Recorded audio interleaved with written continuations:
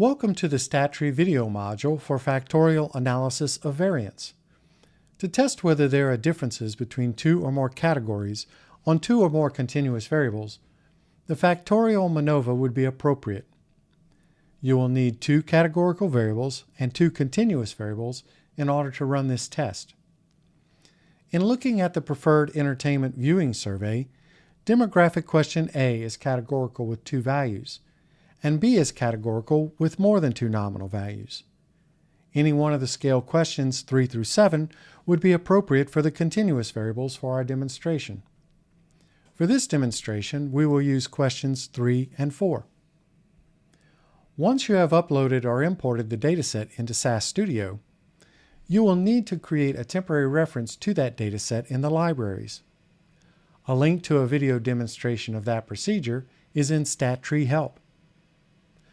With the PEVS dataset open in SAS, you would choose race and gender as the independent variables, and linear and rewind as the dependent variables.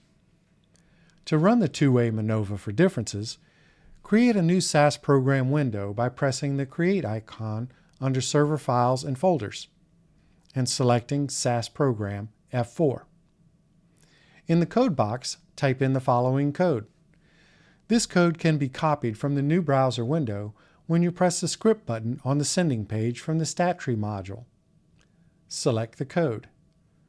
Now press the Run icon. SAS will generate an output in a results window. As with all statistical tests, the first result to look for is a significance figure associated with the test score. If the significance figure meets your preset criterion, you will need to report your test results in your research paper. You'll find those significance figures here. In this test, we have met our significance criteria for both interaction and main effects. Here are your test results. You would report these figures as well as the effect size figures under partial eta squared for those significant findings. You may also report the between subjects effects for each dependent variable separately. You will find these results here. If the significance figure does not meet the criterion, test results do not need to be reported in your research paper.